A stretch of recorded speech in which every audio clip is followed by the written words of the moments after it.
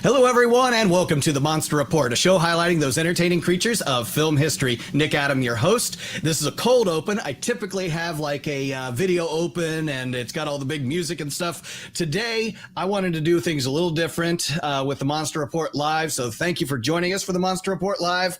I'm going to play the trailer that I did a remake for of the film that's we're doing a retrospective of today called The Host, the Korean film that was a giant monster movie that a lot of us kaiju fans might have heard of, might have had the chance to check out. And if you haven't seen it, that's okay. We're going to get into this film and talk a little about it, some of the background of it, what our reactions to it are. And so we'll be right back after I play this short trailer. So enjoy, and we'll just see you in a minute with the Monster Report Live.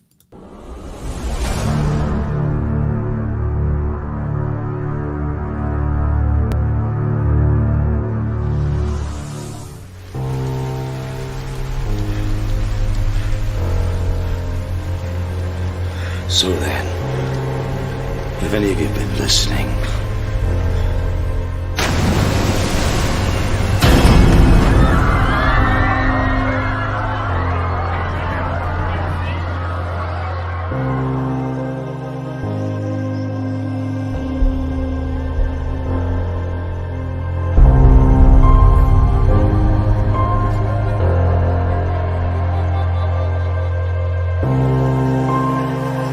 U.S. Center for Disease Control confirmed that the creature from the Han River is the host of this deadly new virus. I heard that you screwed up. You grabbed the wrong kid's hand and ran. Experts warn of the dangers of the creature, calling it a living biological weapon.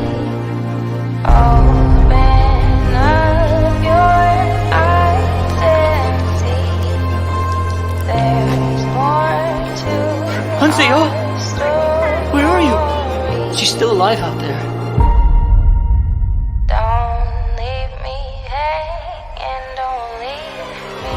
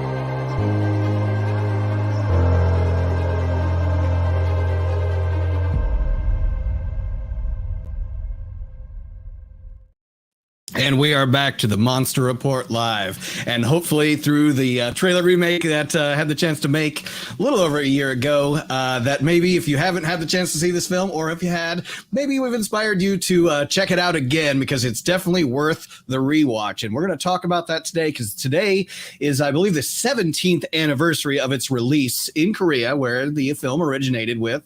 And as you saw in the trailer there, it's the South Korean monster film directed by Bong Joon-ho, which if you're familiar with a film, an American film called Snowpiercer, then you would know the director and his directorial style in that film. So we're going to get into this with our all-star guests that we have today, and I'll introduce them here. We have, beginning with Samson West. He's returning to the show, and thank you so much, Samson. Good to see you. Of course. Glad to be here. Glad to talk about this unique monster movie.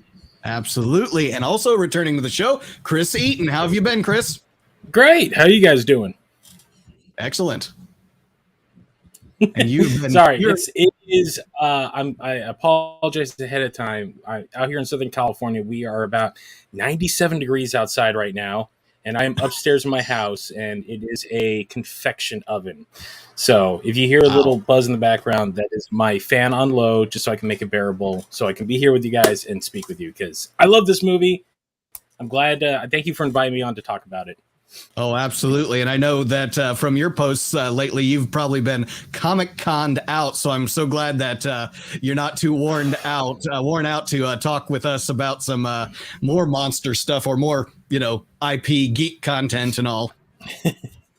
I've been on a whirlwind 2 weeks. I've been in Chicago for G-Fest, and then immediately came back and was in San Diego for 5 days doing that. So I'm starting to feel my age. I don't know if you see all this gray coming in.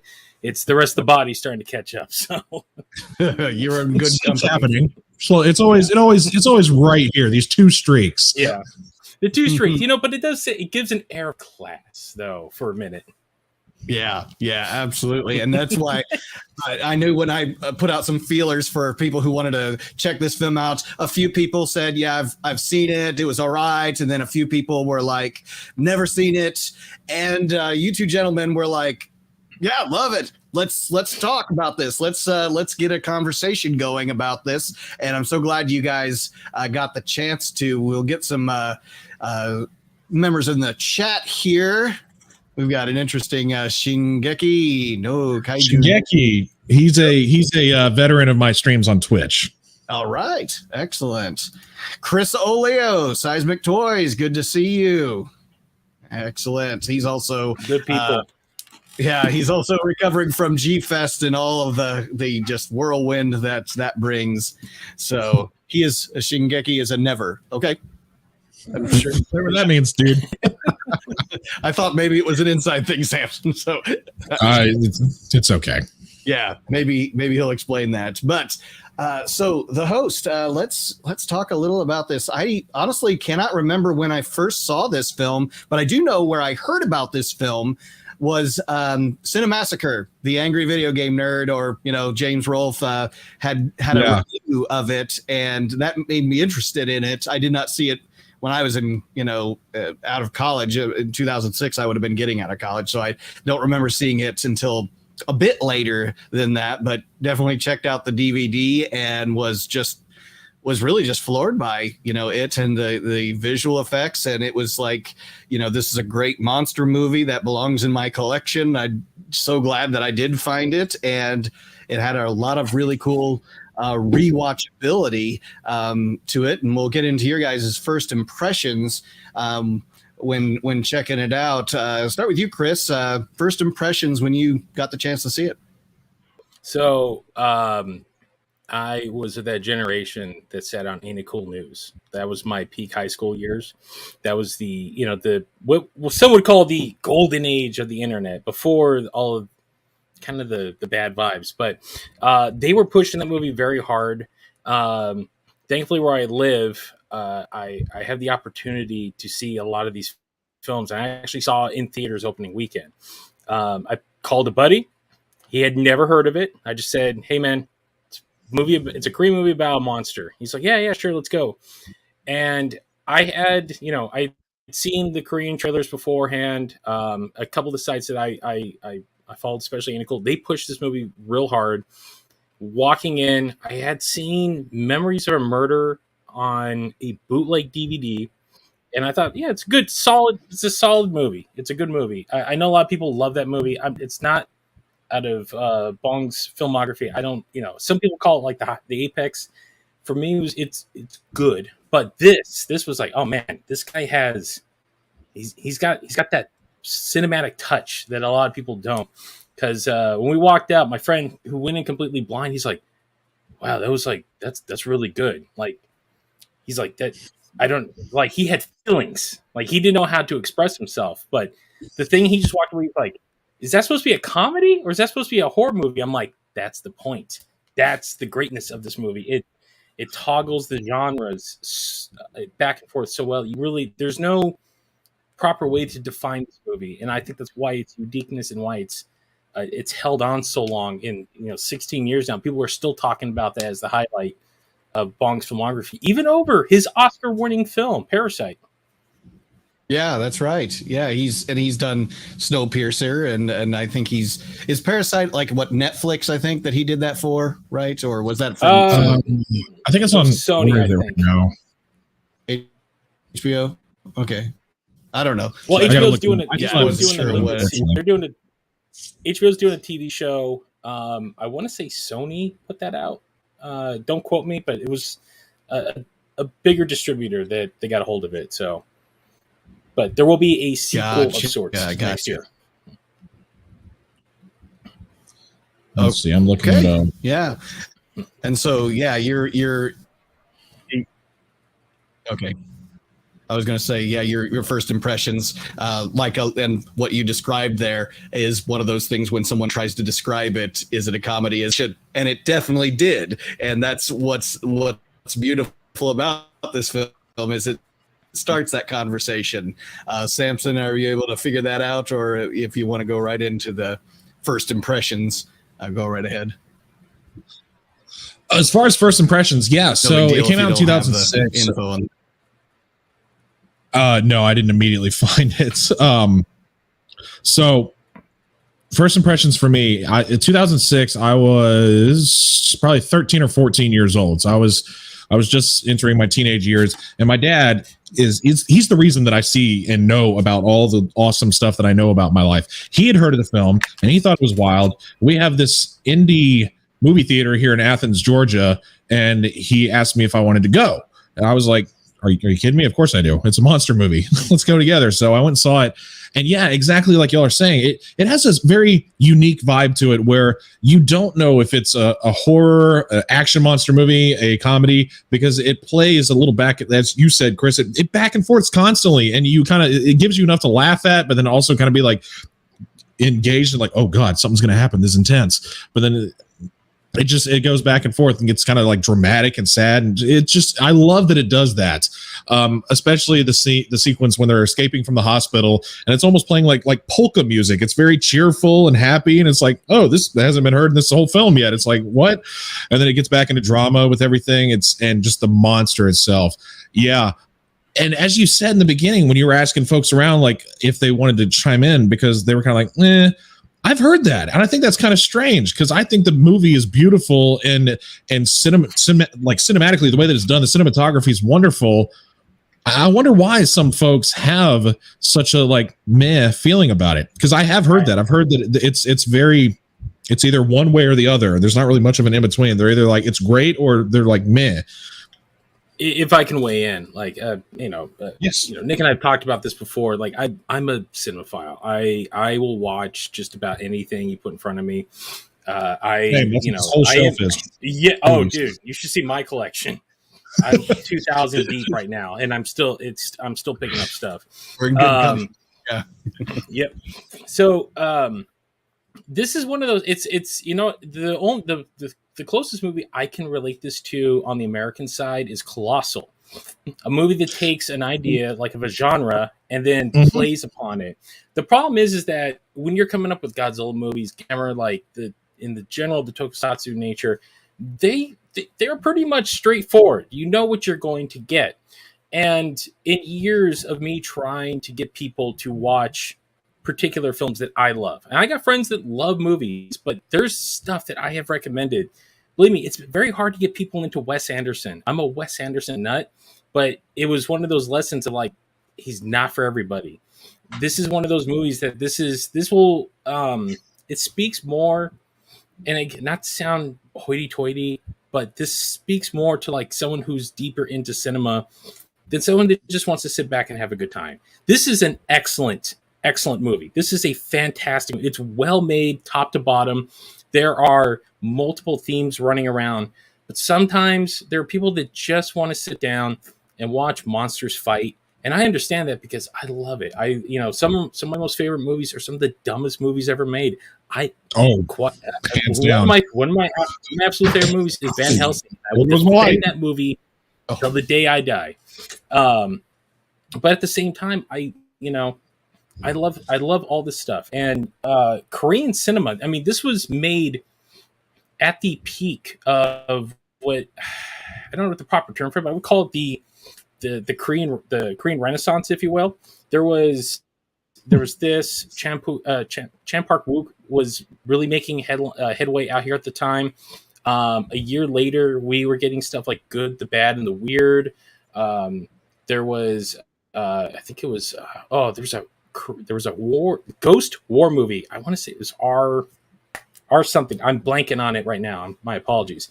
But there was a lot of this stuff that was out, and for a while it was Japan. Japan during like the late 90s, early 2000s was giving us like this great, like deep-rooted cinema, or at least doing very interesting things that America wasn't doing. And then all of a sudden Korea like looked over and they're like, or South Korea at least, let's make the difference. We could do better. And they did. I mean, like, I think Old Boys really was set off, at least for Western shores, for, cinephiles, bringing that kind of stuff over. And it gave a lot of exposure. Without Old Boy, because Old Boy and Hellboy came out the same year too. I don't think we get the host on. I think this would have been one of those movies that would have been up by someone like Well Go USA years later and released, and people would have picked it up and found it. But it got a good theatrical run out here, and I know a lot of people that did end up seeing it, like during that run, or at least it had a very brief run on HBO too. And I started running into people that are like, man, because they knew it, like people know I'm a monster guy. No, did you watch it? I'm like, yes, and it's amazing. It's fantastic. And it's not like anything else out there right now. Yeah, and it's on HBO Max currently. Okay. Yeah, so you can check it out if you're a subscriber to HBO Max, and there's some other streaming services if you have a premium membership that I know you can check it out on. I think, is it only available in the subtitled version on HBO Max at least? Yes, I scoured the internet trying to see if there was an English version because I couldn't find my DVD copy, but you told me there's a Blu-ray, which I'm like, okay, I got to find that now. So yes, the only thing that you can see it on currently is the subtitled Korean version of the film. Okay. Yeah, well, and then I'm sure it was probably at least in HD or HDR, so you can. It looks really good. It looks really good on the Blu-ray. The picture quality of this, I saw it on DVD, picked up the Blu-ray, and it was the grit and the dirt and what Bong was trying to really convey in the realism of dried blood on their faces and things that really pops out when you see those Blu-rays. And that's one of the things about this that really stands out, and I feel like impacts me when it's like so real that you don't have these actors like American actors like to be pretty much all polished and things. Even if they're dirty, they're still polished. Yeah, and they want to see their beautiful hair, their beautiful makeup, and all of this. And it's like these actors get into the mud and just the crud of the sewers and chasing down this monster. And so that's one of the things. They're sweating, their clothes are tearing up and things. So I what I loved is that realism that the director can bring to us, Bong Joon-ho, and how when you do see some of the shots in here and how that impacts. And I'll talk to you about some of your guys' shots that really leave an impression. We'll get some chats in here. I think I know what Shingeki meant is that he's never seen it, is what I'm assuming, because he later says never seen the host. There we go. one of his top 10 movie monsters. Remember, first heard about it from one of those movie machines things. Maybe he's referring to Redbox or something to that effect. Remember the poster? Yeah, there's some really good poster art and cover art. In fact, actually, I think I like some of the poster art better than what they use for the DVD Blu-rays. There's some really good stuff with the cast on there, and that really impact you. We got Brendan from Autistic Lizard Productions. Good having you. And those of you guys who are out there, would you kindly smash that like button and make sure you're subscribed here and give these guys the chance to put out their social content creation that they do, as well as we go along with this. So back to the host. So one of the shots that or scenes with some beautiful cinematography that really left an impact on me was that one of that early scenes in the film where I don't even know the character's name because he was just a businessman. He's about to jump off the bridge, and he's leaning over, looking into the water, and he's talking about something weird out there in the water, and he's about to jump off, and the he's either there tears and the rain or just the rain, but it doesn't really matter. The man is an emotional distress and about to take his own life here, and it's almost reminds me prophetically of the Shin Godzilla who is it at the beginning, who basically the professor. The professor, the Maki Goro, who essentially he's gone now. So I'm sure he's, jumped off his own boat, and maybe somehow he's mended him, integrated himself into the creature to create the form of the creature. And maybe in this case, the same thing has happened with, I think they call him Gwoemul or Gwoemul. Gwoemul, I think is. Gwoemul, yeah. It's I've heard it pronounced many different ways, but the monster, the host monster in this. But those shots that just lead up to him, and the music and all things that those elements that build to that really leave an impact. And I tried to emphasize some of that in the trailer at the beginning. But it's the characters that really make this movie, and different than other monster movies, the human story is very engaging. And that's what I do love about this, is because, it isn't just the monster versus monster duke out, and even a monster versus the humans. Sometimes the humans are just pawns in the story to push the plot along for the monster. And in this case, we are very much engaged into the human story, and that's why I felt like shots like that, not of the monster, not of the visual effects, which are beautiful, but of seeing the humans in their humanity. And so as a long-winded explanation of what really left an impact on me, when I think the first things I think of from this film is that particular scene. Samson, go ahead with what do you take away from this? What's the memorable shots, scenes, what have you? Yeah, me and you talked about that not too long ago, and you basically rebooted my brain. I was like, oh my God, you're right. That was really impactful. But watching it again today, just several hours ago before doing this, so that I could refresh my brain and have it fresh on the mind. The one that I like the most, and it's kind of two scenes combined. It's during the attack, when the monster's attacking, and the father is running for his life at the very end of the attack, and all of a sudden it slowly pans over, and you realize he's not holding his daughter's hand anymore, and it's kind of like in slow motion. Then he is looking around, he's looking, and then he slow motion turns, and then he's like, and then you see the daughter slowly getting up off the ground way far away, and it slowly pans up, and you see that thing is almost right behind her. But it's so it's breathtaking. It's like, oh no, because you slowly get revealed, that's it. That I got chills when I saw that, because I was like, ooh, that's good. That's really good. It's it's tasty. It was a great scene to drive a lot of drama into one little situation. And yeah, that one left an impact on me for sure. And as a dad, anything to do with the poor daughter, and what she had to go through, in this film, that hits me because I have 3 daughters. So it's kind of like, if that were my child, so it's like I'm I'm always thinking of that. But of course, him being a dad and his kind of journey is also very impactful for me too. So yeah, very much. I really love that scene and those series of shots too. Chris, go for it. For me, again, what really made this movie stand out? Because again, I was following, one from announcement to when it came out. The only thing that they ever really showed was, and they actually back in 2006, they had the to use the term, they had the balls to really give away like the first 3 minutes of that attack sequence, which you don't realize happens in the first like 10 minutes of the movie.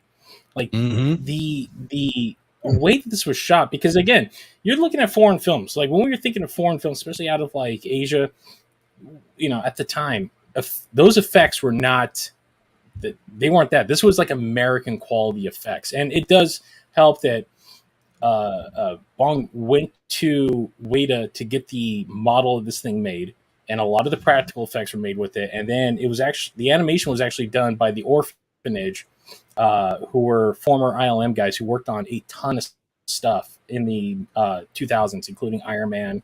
I think one of the Mission Impossibles and stuff. So when I first saw, I'm like, there's a wild quality to this, because that got you those moments that there's no way you're going to get practically. And the fact that the quality of it, like the opening sequence when they're tossing stuff at the monster after it drops down off the bridge, and they're just throwing stuff into, because again, the beauty about this movie is the fact that none of the characters are really competent. Like these are just regular people. And when it goes deeper into the fact that this is a gigantically, like, term I'm looking for, these people are misfits. That's plain and simple. They're a family that clearly loves each other, but man, do they got a lot of problems, and none of them have their act together, and they're thrown into the middle of this stuff. And the dad, when we're introduced to him the first time, he's kind of browbeaten. He clearly loves his daughter, but she's kind of like, this dude's kind of an idiot, And when all this stuff starts coming up on the beach, like it is a beautiful homage to Jaws, but like the idea was, what if Jaws came on land? And Yeah.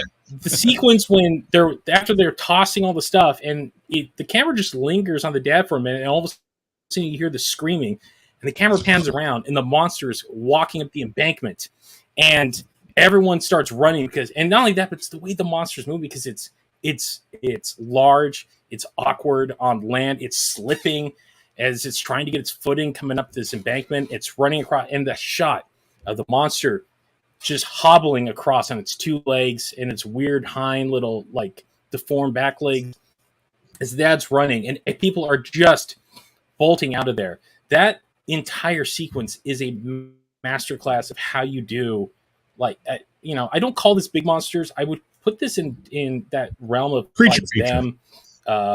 It's a creature feature. It's Tremors. It's the good stuff. They're like, the monsters are big, but they're not big enough that like they're going to crush a building, but they're going to crush you. That's the idea. So yeah, I see what you're saying there. Yeah. So that whole sequence, like again, the people fleeing into, you get a real sense of terror, because again, this thing's, they're shooting this whole thing that's not there. It's clearly a tennis ball, but this is the brilliance of Bong's direction, is the fact that he's getting these performances out of these people. Like there's abject terror of this thing. And at the time, like you're seeing, it's not exactly like it's attacking people, but it's not like, you don't really see him devour anybody quite yet, but it's just big, it's monstrous, and it's just the innate fear in people of something weird, large, and clearly dangerous that is coming at them. So after that entire sequence, which is just, like I said, it's a masterclass of directing. When we cut forward, like about 10 minutes after all that's done, and there's that moment at the wake for all the victims, and the family has this entire meltdown, and they just start fighting amongst each other. You're sitting there, and you're like, okay, this is definitely not the movie I thought it was going to be in for. And you know what? I am all in, because now it's really setting the stage of like, what does an average person really do in a situation like this? Like, they are now held against their will by the U.S. government. They're told that this thing has a deadly virus that might be infecting anybody, which, spoilers, it's not real. And it's the daughter's gone, but they you know, they're in grief, and then, you know, a few minutes later they find out she's still alive. So what are you willing to do when you have no skills really at all? I think that it's the sister that has anything remotely of skill, and she's an archer. Beyond that, you have this dysfunctional family like pulling it together. They're like, look, we have to save, you know, a member of our family, and we have to navigate around the government. We have to find this unknown deadly creature who has our family member captured, and you're off and running, and you are sucked right on in. Those are the two moments that really stick out to me more than anything else in this movie. Yeah, and let's talk about the. Oh, sorry. You're absolutely, go right ahead. Yeah. When you said the wake scene with the memorial of all the people that had passed away, watching that today, you're right. It's like it wasn't the movie you thought it was going to be, because it was almost comical how hard they melted down. And that scene from above with all them like writhing all over the ground and freaking out like they were, it was almost, it was like, this is so absurd. It's funny. I'm not really feeling a sad, like I feel bad vibe. I'm like, okay, that's too much. This is, and then the scene when the guy in the hazmat suit comes in, he slips and falls and gets up and goes like, nothing happened. He's all trying to act like cool. Yeah. Scenes like that make this movie great. It's not your typical monster movie, which is why I love it. No, it's an onion movie. There's layer upon layer of subtext in this thing. And again, I think that's why it goes over a lot of people's heads, why they deep down, because it's not giving you a direct thing. Like, the movie isn't very direct, like this it's happened, not really a popcorn flick like most monster movies are. Yeah, it's this happened, therefore this has to happen. But in between, there's subtext upon subtext upon subtext, and it's one of those things you have to watch it a few times to really understand what is going on, and getting the deeper meanings in all this, and the fact that like the world feels very lived in. I know that they didn't shoot it on a set. A lot of these were shot on location. It's part of the reasons you brought up the griminess of everything. They legit shot this in the sewers in Korea, and so the winter moments, they had to deal with like the sewage freezing, so they had to melt the sewage. And then during the summer months when they were shooting, the sewage would dissipate, and then all that crap, that's legit. They are covered in filth from the sewer. Like, again, you could not do that in American movies because we have 900 million rules. It's the reason why The Raid would never get made in America today. There's no way anybody would allow that kind of insanity to be shot. You have to go to another country where they do things a little bit differently. I'll just put it that way. Yeah, and when you talk about the lightheartedness of the characters, they're very human. They're in some cases over the top with their emotional reactions, but at the same time, these are characters that Bong wanted them to not just be flawed, but be exaggeratedly flawed and incompetent in their own sort of ways. And if you were to make a drinking game of it, like you were talking about, Samson, of the tripping, how many times does somebody walk into somewhere and they're tripping and they're falling over? Our main character, gand-du, he's constantly. Yeah, he's constantly clumsy, obviously, and he falls first thing. Other than being asleep half the time, he's tripping. Part of it is slipping and falling and missing his daughter's hand, of course, and he trips just by walking barefoot into the grass.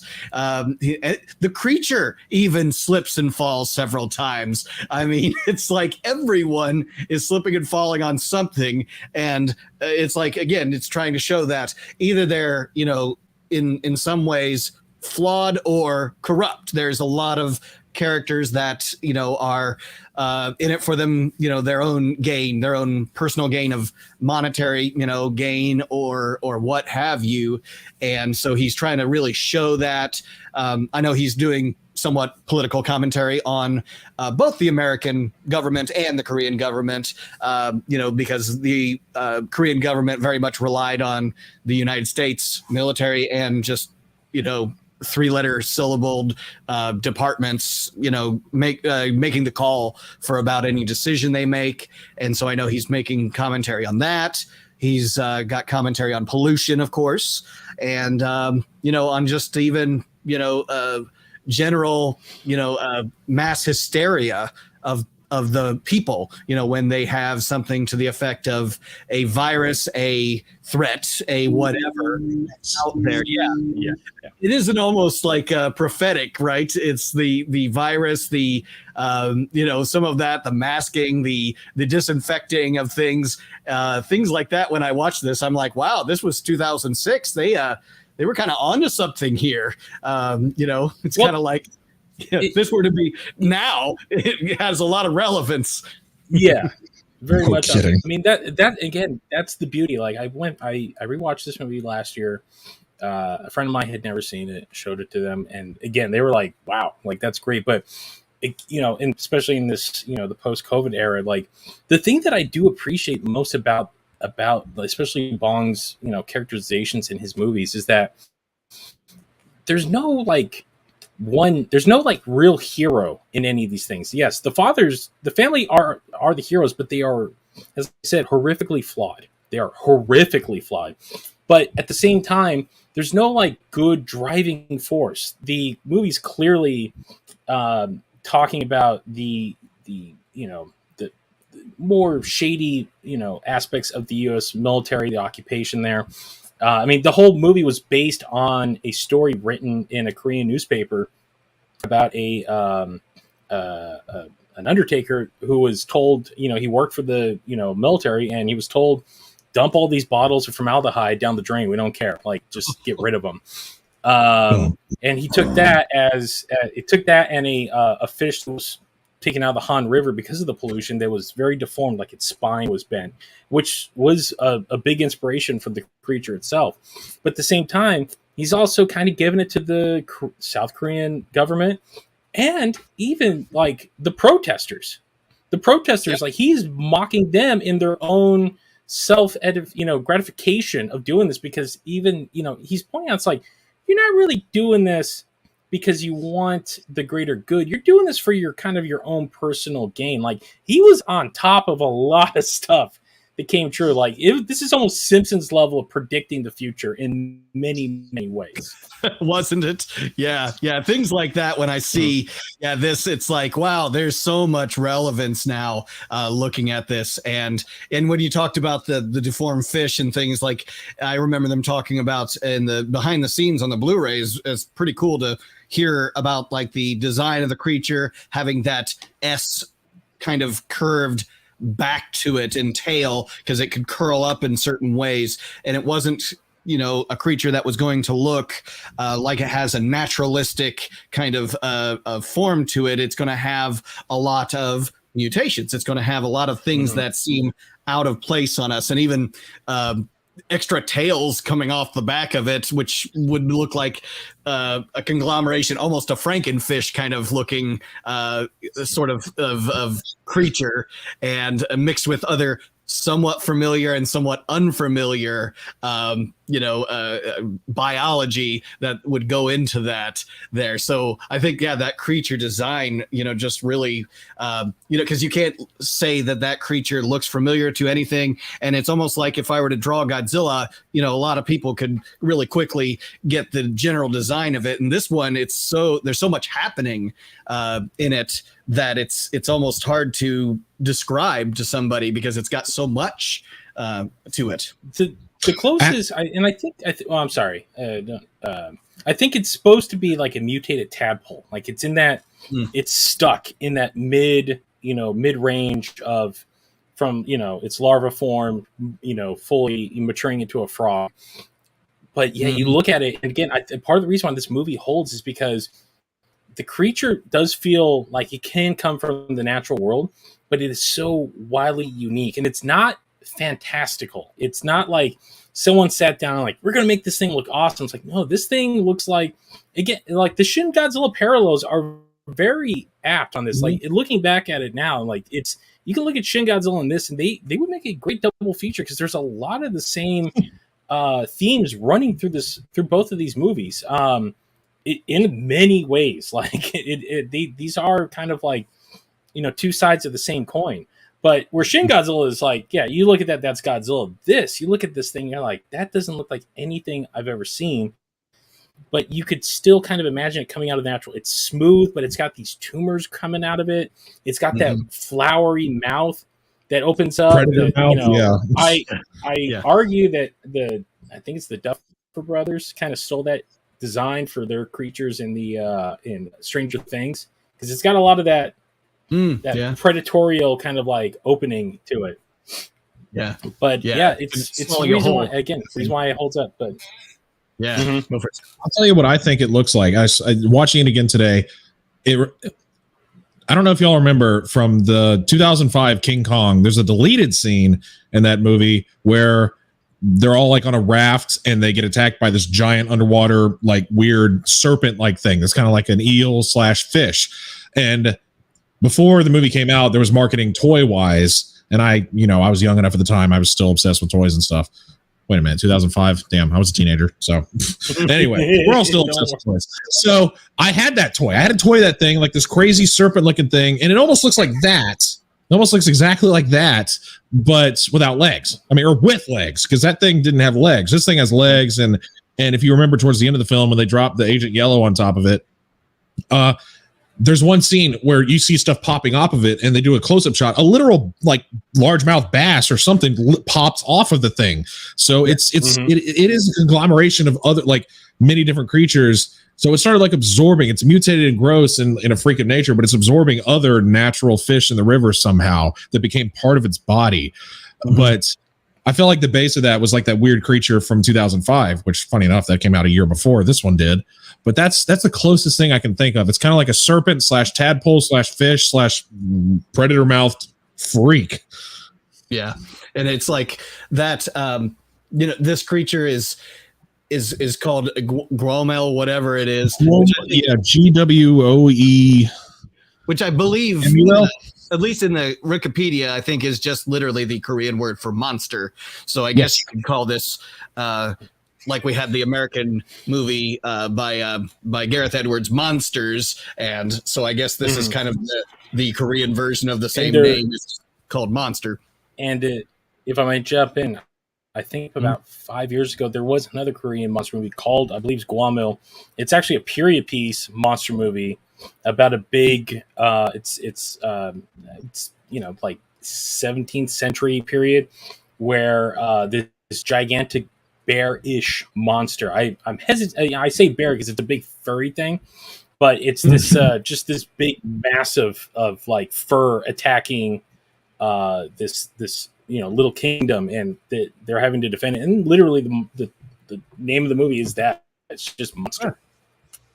Yeah. And then I'm assuming that, for international audiences, it was called The Host, which that kind of brought me to looking into some of the things that are the tropes or, the minutia of the films that is like, what are they trying to tell us? Even in the title, I kind of see that everyone is a host to something. The grandfather in this case is host to his children, who is also host to hyun-seo. So, and there's everyone's kind of feeding hyun-seo at a certain point. They're hosting her. They're taking. Everyone's caring for one another. They're also host to the people in the parks next to the Han River, and so they're hosting them by providing them food. And then so there's a lot of that. The creature, not just being the host to the fake virus, which is literally named the host of the virus. That is actually not why it's called the Host. He is hosting, in a sense, in his little cavernous, whatever you want to call it, area there.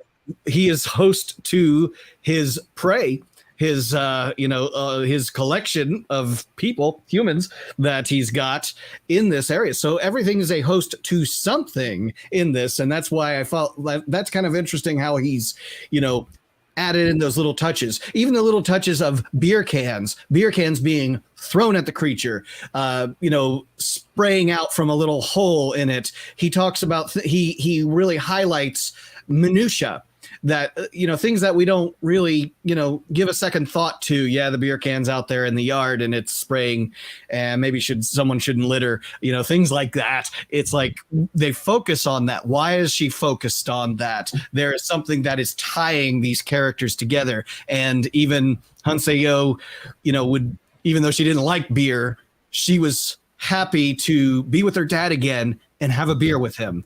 And, mentioning that to the little boy, she is host to the little boy. She becomes that. And one of the things I also missed, actually, when I first saw this film and saw it the next time, is at the beginning of the film, the little boy who becomes the orphan, the homeless kid with the homeless brother, I assume, not his father, but that he is. It's his brother. It's his brother, yeah. Is actually going to steal from gand-du when he's sleeping, and his brother stops him from stealing. Later, of course, they're stealing the food to survive and all, like Robin Hood and that whole story that they do. And then he becomes the adopted son to gand-du, and everything comes full circle with that. And I was like, I missed that at the beginning. I still think it was very touching and charming that he adopted the little boy who's now, again, an orphan, a homeless kid who, is just trying to survive. And the fact that his daughter was trying to protect the little boy from Gwoemul, that was just a really touching moment. And, what she hosted her father in that sort of way by gifting him the little boy. Her father matured, cut his hair, got rid of the blonde highlights, got himself together and took over the store. Took over the huts, yeah. Cleaned himself up, and now he's not interested in the news article about the fake virus and all the politics surrounding that. Let's just shut that off and enjoy this meal. I just think that whole story arc of gand-du and what his daughter did for him as a result of this. So she's host to him in a sense. Long-winded answer to kind of come up with where a title of this and where the minutia, really brings an arc to all these characters, which are all very, very interesting characters. Any other characters, gentlemen, that any one of you guys want to chime in that really stood out to you, things that you noticed about them, things that really just, made that impact? When you mentioned the thing about everybody has flaws in the film, you're absolutely right. I mean, even though the daughter is supposed to be this like world-class great archer, she has the flaw of just hesitating. She doesn't ever take the shot like she should, which is what cost her the gold medal in the beginning of the film. And also towards halfway through the film, when the thing's coming right at her, she's like sitting there, she just hesitates and it knocks her out. So and then the brother, the uncle is an alcoholic, or maybe he's not an alcoholic, but he drinks. That's clear because he comes to show and tell, or parent day or whatever it is at the beginning, and then hyun-seo is like, I could smell alcohol in his breath at the back of the room. and I believe he's a failed politician too, I believe, because he went to college and they said that he was a college graduate but didn't really go anywhere with that. I think he was a college dropout. See, I just watched the movie and I'm still like kind of like, what actually did I gather from this? He had a lot looking out for him, but yet the substance got in the way. Yeah, the bottle. Yes. And then, of course, gand-du. Is it gand-du or gang-du? But the father, like the main character, essentially, he's this kind of you're right. He's kind of a childish bum. I shouldn't say bum, but he's immature and goofy. And like in the beginning, when he just mindlessly takes the squid tail, he's just eating it, and he's just doing kind of selfish things and falling asleep constantly. They all are flawed, but it's all those flaws that come together to save hyun-seo and I mean their drive. And the flaw is almost like turn into the way that they savor, because the archer, you know what happens, and the guy with the alcohol bottles that turned into Molotov cocktails, and just it's kind of funny how that ties into the way that they fight the monster. Like their flaws become their weapons and their way of saving and destroying the creature. The thing, I mean, again, like the underlining like themes in this movie is that, you know, even the most flawed person can get their act together. Like they really, at the end of this, it's really kind of like a context to how, you know, everyone has the potential to be a better person, and if you know, it really sometimes takes a catastrophe in your life to, you know, it, for lack of a better term, man up, if you will. You know, we see everyone, they're just kind of like mulling in their own little bubble. They, you know, they don't have any sort of confidence in themselves. You know, the dad is essentially just this big man child. Like he's good hearted, but he's kind of a dumb.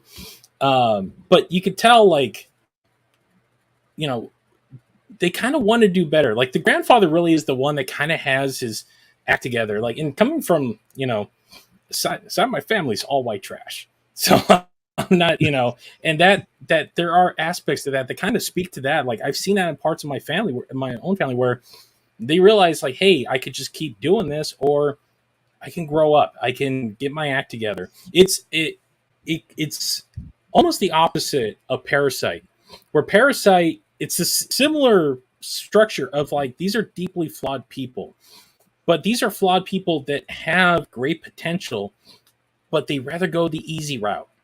And they rather go the easy route and suck off these rich people by just conning them left and right, when they have all the tools in front of them to better themselves, but they're doing every, you know, get rich quick scheme that they possibly could. They're, you know, the son and the daughter are both college educated. The father is, you know, I think he's a former businessman. These are all people that have potential. Like where the host is, again, these are flawed people, but they rise up to the occasion. Where Parasite, these are also flawed people, but instead of rising up, they go down. Like they actually dig themselves deeper into that. And you put them two together, I still need to see make Parasite. I really want to. I haven't seen it. Parasite's a great movie, and I have had many arguments with people. I've heard it's so good. That's why I want to see it so bad. Yeah, I believe me. I've had people argue with me. They're like, "That shouldn't have won," and I'll argue that maybe 1917 should have won, but I can see the arguments for Parasite as well. But Parasite it's a fantastic film. It plays a lot of the same themes of this movie, but the people in that it's also on HBO Max. I can watch it now too. Yep, and the people in that were in Parasite. They rise, like I said, they rise to the occasion. These are good people. They're flawed, but they're good. For Parasite, these people have potential to be good, but they are the absolute scumbags of society.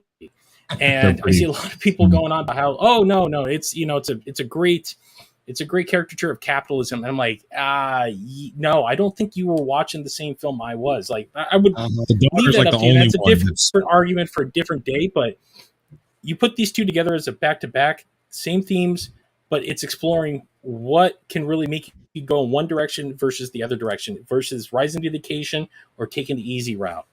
And they're both great character pieces. So yes, yeah, fantastic. Those are what really stand out to me.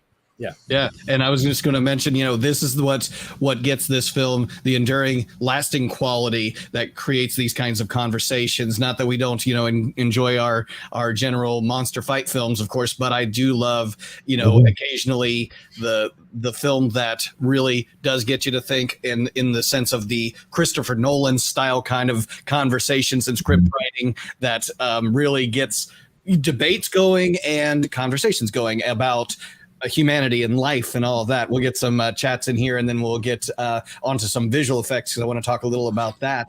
Bobby Reynolds, good to have you.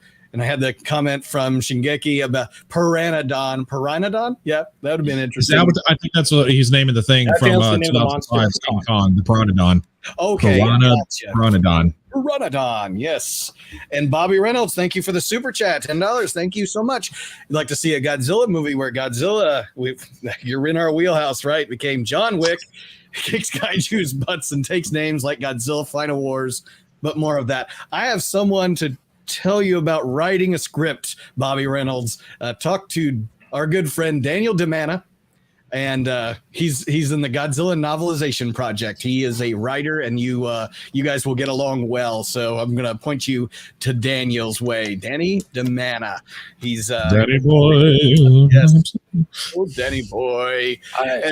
I'm a stout Final Wars defender. I love Final Wars to death, and it's for that very reason. Because again, I think it's a movie that a lot of fans don't quite understand. But if you love mixed martial arts, if you love fighting animes, that is the movie that speaks to me on such a level. So, it's such you like Dragon Ball Z a lot too, don't you? Dragon Ball Z, yeah, I do.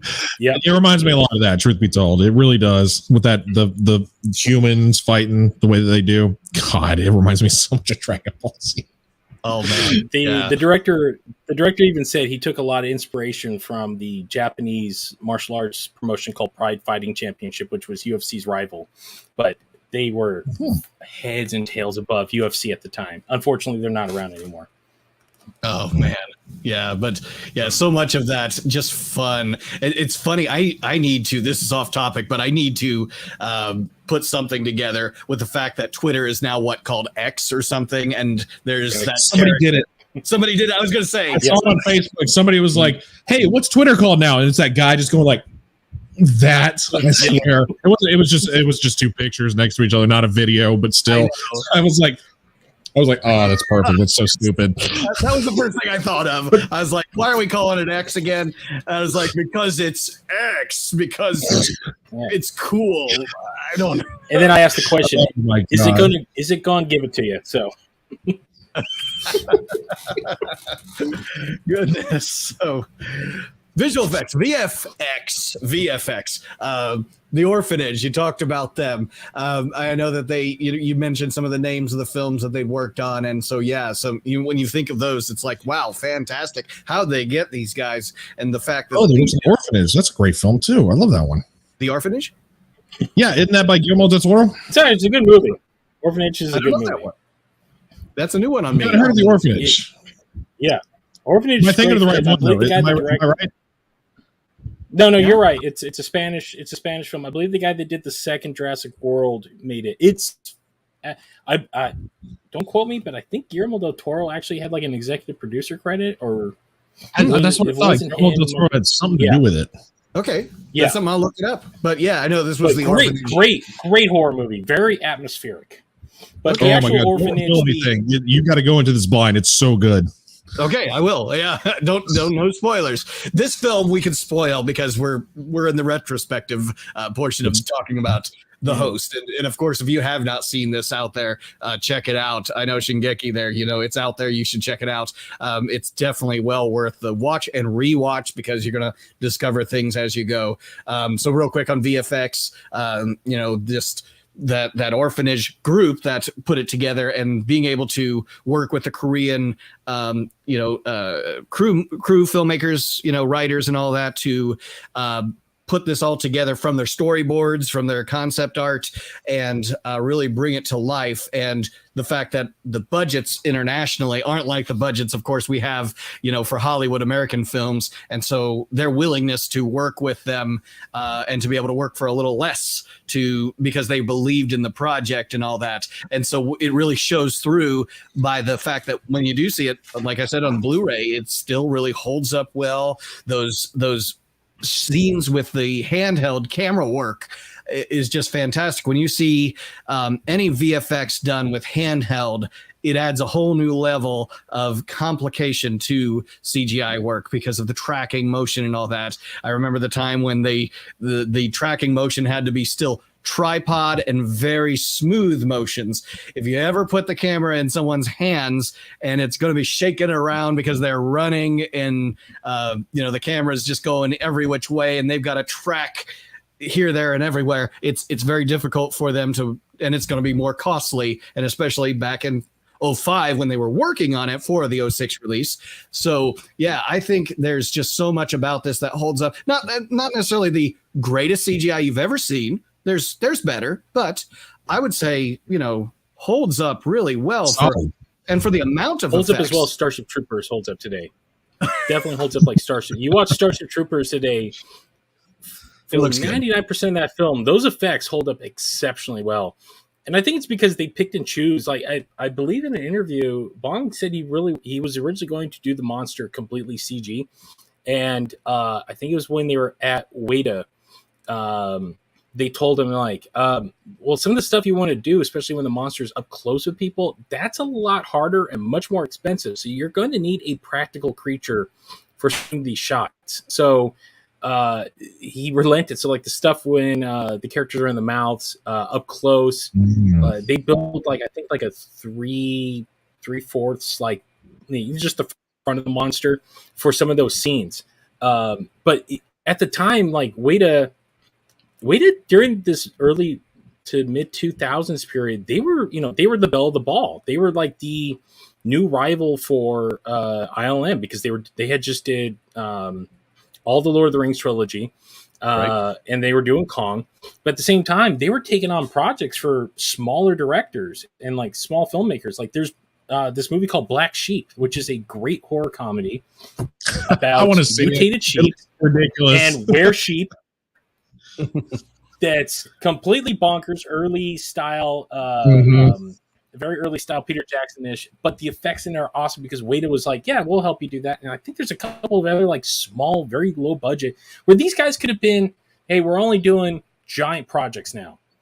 They were so like, no. Like we know our humble beginnings and we will help out the little man still. And that's awesome. My hat's off to them to this day because they are still cranking on some of the best stuff.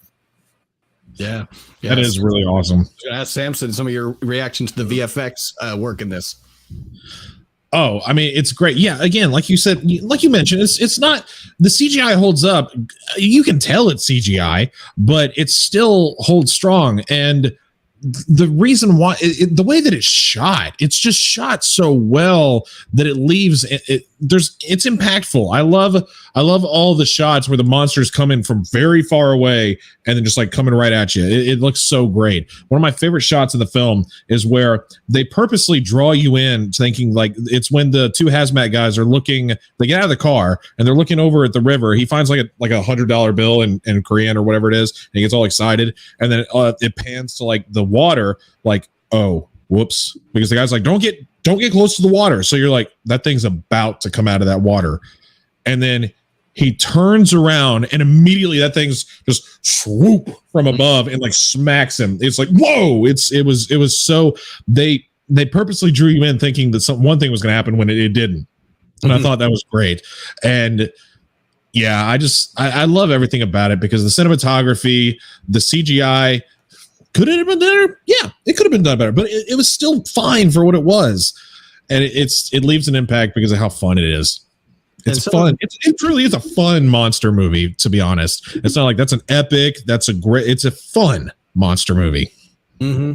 And some of the use of color that Bong is really good with, he's got the really contrasting colors, the Agent Yellow portion of the film when I'm thinking of when they're smoke, and of course how it looks with the contrast of the background of the river, the protesters, inside the hospitals they have all the white outfits, and above everything's very clean and white, and the floor is this blood red. I mean, it's just like there is no reason why a medical facility should have a blood red colored floor, so they don't have to mop the floor. Yeah, just leave it. People won't be like, hey, somebody died over there. Do you want to mop that? No, it's fine. We can't see it.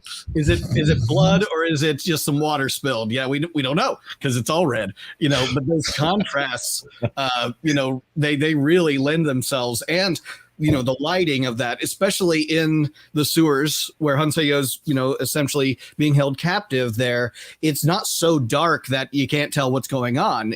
It should be. There's no real lighting down there, but there's no natural lighting. So, but he lights it in a naturalistic sort of way that nothing is all the contrasts are there. The grit, the grime, it's popping very well. But it's not at the same time so dark that you can't see it. Some of the horror films really try to go with dark lighting to put you in that uncomfortable place. And I say, in this case, the terror that she conveys in her acting, actually, and her reaction to the tennis ball, which is not there, the creature that literally isn't there, but the CGI that we get later, that is what really, to me, brings across that horror without it having to be so darn dark that you can't tell what's going on. And so I think that, his use of lighting, just really shines through in this. And, sometimes you see these horror films that just aren't lit very well, and the man is a master at what he does. Again, I think quietly one of the best aspects of this movie is the fact that he, you could have easily made this like another Alien-ish ripoff, like the creature, right. You only see parts of it at times, but he had the balls in the first 10 minutes. Like, you're going to see the whole thing. You're going to see in broad daylight. And right. The idea, again, I understand, like, when you're doing horror movies, like everyone's kind of like basing off the thing that they love, and there is a method to the madness and all that. But when you can show the monster early on and make it terrifying in broad daylight, and then for the rest of the movie, it's never hiding, really. It's always in frame. You always get a good look at it. That is much more impactful in so many ways, because it's the fact you can't escape this thing.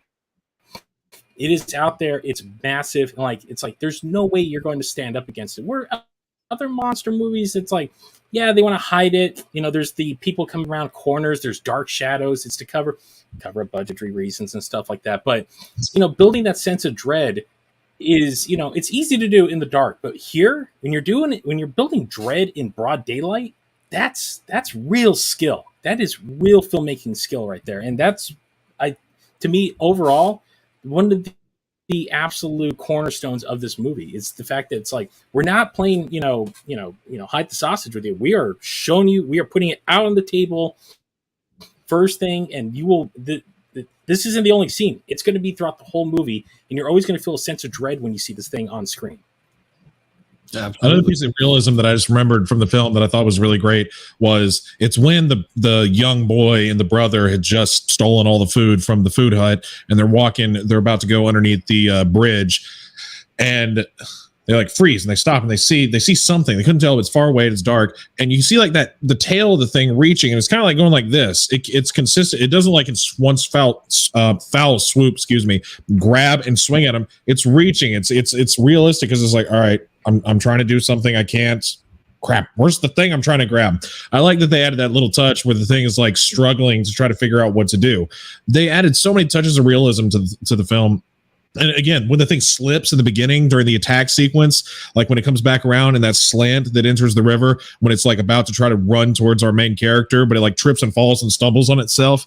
There's so much like that makes it great, where they add in, like we've been mentioning this whole time, the flaws.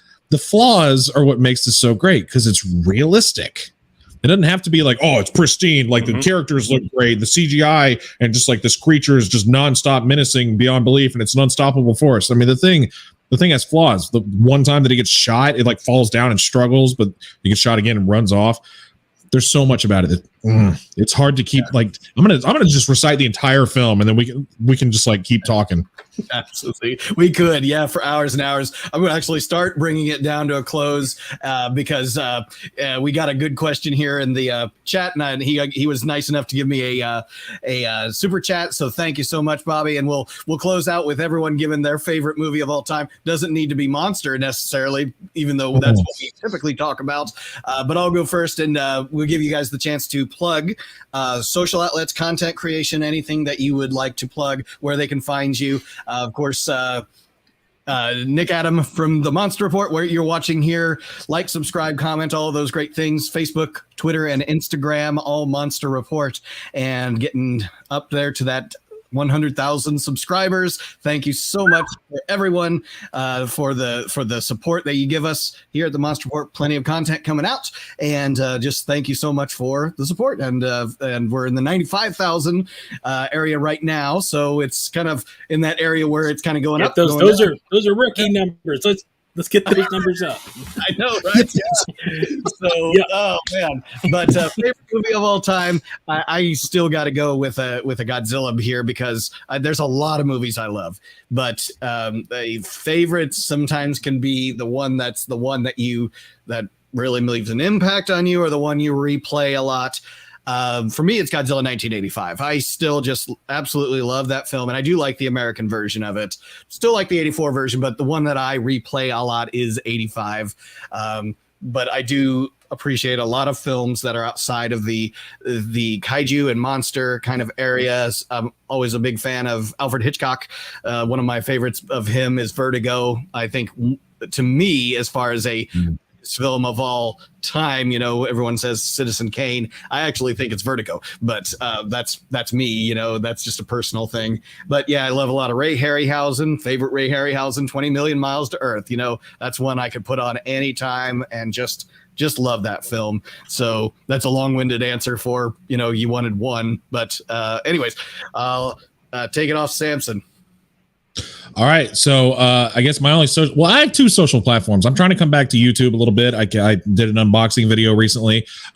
Samson West is what I go by, but I think it's Godzilla 72, but with a 0 for the O, and Godzilla is my YouTube handle. But you can just type in Samson West and you can find me pretty easily. As far as favorite film of all time, one that is like very rewatchable and just makes a big impact.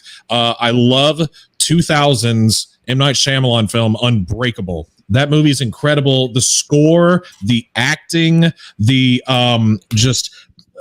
so much about it that I love. I love the score of that film so much. And the tagline, even Quentin Tarantino says it is by far Bruce Willis's best performance he's ever done. And I agree with that. Even, he acted in his film Pulp Fiction, but still Bruce Willis delivers a solid performance. And the tagline that should have been for that movie, but wasn't, was, what if Superman didn't know that he was Superman?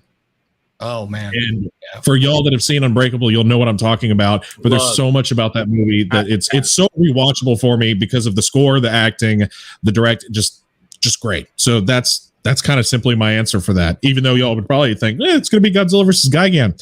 Unbreakable is a film that I can never get enough of, and I will talk about it with anybody. Good pick.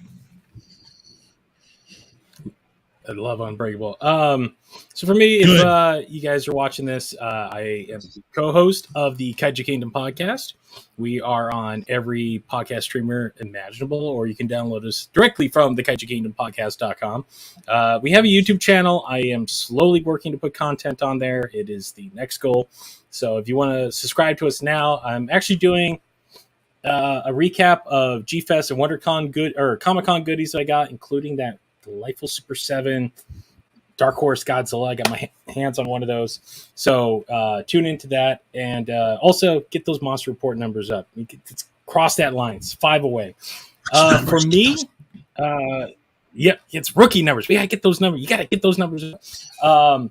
For me, my absolute all-time favorite movie. For years, I would always say it's Fear and Loathing, but as I matured into an adult, it is without a doubt RoboCop. I can recite RoboCop verbatim. Ooh.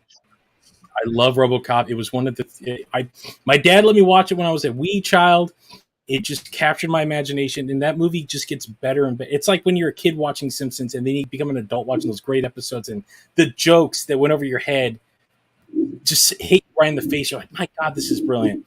But if you want to talk about a favorite Godzilla movie, for me, it's always going to be the 74 Mechagodzilla movie. That one I have watched more times. Anyone can. Mine like Nick. Mine was 1985. But when I discovered the first Mecha, because I saw Terror first, and then I saw the original Mecha, I'm like, this is the better movie. It's got everything. It's got the Planet of the Apes. It's got spy espionage. It's got a big robot Godzilla and hot jazz to the fighting, like the song scores. Yes, the score. I love it. Yeah. Oh, it's so good. I love these 74. Yeah, if you're gonna put the proverbial gun in my head, RoboCop is without a doubt my all-time favorite movie, and it's interesting. Mechagodzilla is my absolute favorite. I know 2 robots in there. There seems to be a trend. I seem to have a thing for robots. Cyborgs, like Terminator at all? I mean, is that way in something like this, or I'll say this: I like Terminator, but I love Terminator 2. Terminator 2 and Terminator 2 that's another one of those cases where sequel is by far a million times better than the original. By far. I'll up you one. My preferred version is the extended cut.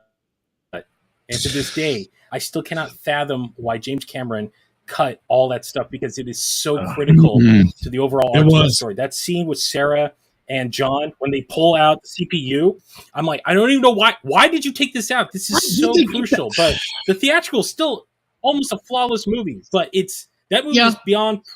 There's 5 perfect movies to me. There's RoboCop, Terminator, Ghostbusters, It's a Wonderful Life, and I wouldn't say Die Hard. You know what? I'm not. No. And the last one, the newer one for me, it's Speed Racer. I love Speed Racer to death. So those are absolute perfect movies to me. The live action Speed Racer that came out, the live action Speed Racer, the Wachowskis. 2000s. Is that when it came out? Oh, yeah. 2008. I will defend that movie from beyond the grave. I love Speed Racer. I haven't seen it because I thought it looked kind of ridiculous, but hey, it's a giant live action Pixar movie. Okay. Yeah. I'll have to go in with that mentality, and you will be floored by how beautiful and wonderful this movie is. There's such joy that radiates out of it. I can find a reason to like anything. Visually spectacular. You know, these are great. These are great films, and I'm just thinking a future episode we're going to have you guys back talking about some of these films. Terminator 2 is a big conversation within itself. I mean, anything James Cameron for the most part, Aliens and Terminator 2 and this. I mean, so many great classics. I can write a doctoral dissertation on Terminator 2. I have seen Terminator 2 so many times. It's got to be one of my, out of my list of movies, it's got to be one of my number one most watched in my collection because I watch it so much because I love everything about it. You were saying that the director's cut was better. The one scene out of that I think would have been fine, it's the one, even though it leaves an impact, the one with Sarah in the hospital having the conversation with like the ghost of Reese. Reese. That's not that could have been exercise. I will agree with you. Everything else, why did they leave it out? I'll agree with you. If anything can be taken out, the malfunctioning of T-1000 when he reforms, that was integral to the actual and they cut that out. I kind of see it for a second in the theatrical, but not really. Oh my god, we're getting so off topic. It's hard not to. It's so hard not to. That's definitely something we'll have to come back on and talk about because there's so much. When you're big into film, big into sci-fi, fiction, fantasy, all this geeky stuff that we love and hold near and dear to our heart. Yeah, we can be talking about the controversial political, junk that's out there. There's plenty of podcasts, plenty of YouTube channels for those kinds of things. We're geeking out on the entertainment value. Like I said, the monster reports, those entertaining creatures of film history. Well, can I plug one more thing? Is that okay? Go for it. So along with the Kaiju Kingdom podcast, it just dawned on me because I was in such a Terminator mode. We do have a sister show now. We have a secondary show on the network called Common Kaisers with my great host Ariane, and we talk about this kind of stuff. We go deep into the non-kaiju, more cultish, foreign science fiction films and stuff like that. So tonight we're actually discussing a 1988 fantasy film called Peacock King. It's a Hong Kong film, and it is from the guy that made Riki-Oh, and it is beyond bonkers. If you want to listen to a great episode we did about 2 episodes back, it's one on a movie called The Seventh Curse. It is the most insane movie you have ever seen. It's got a young Chow Yun-fat in it, and it's Indiana Jones meets Evil Dead. That's the only way I could describe it, and without spoiling anything. Wow. So it's on our same feed. It's on our same feed. You can watch it there. Yeah. Okay. Yeah. So check out. So you can Apple Podcasts, Spotify. I know those are the outlets for you. Is there another one? Google. We're on all of them. We're on. You just wherever you. I always say wherever you find your better podcasts. Gotcha. Okay. The other one that I didn't mention was on Twitch. I do games. I do movie nights. I'm not supposed to. Sam Zilla streams. Simple as that. That's my Twitch handle. So YouTube, Twitch. All right. And Samson, of course, we've got coming up the Monsters with Attitude Saturday, correct? Yes, Monsters with Attitude. This Saturday, we are doing the Pacific Rim retrospective. We are talking about Pacific Rim because 10 years of that movie now. And yeah, we were originally going to do it earlier in the month, but a lot of things happened. And this Saturday at 8 p.m. my time, 8 p.m. Eastern time, we are doing Pacific Rim. All right. Yeah, excellent. So check it out on Monsters with Attitude. Thank you. Thanks for reminding me. Yep, YouTube and Facebook.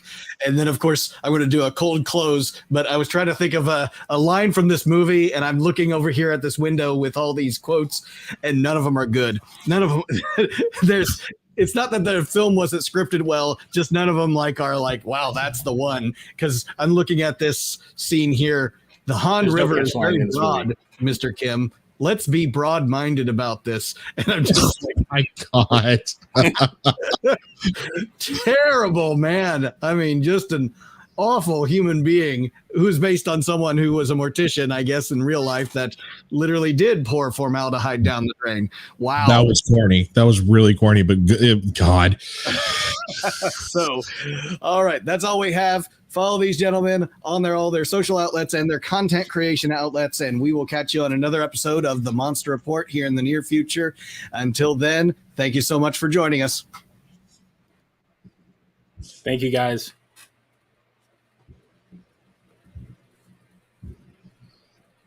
Where'd he go? Uh-oh. Are we still live? We're live in the host.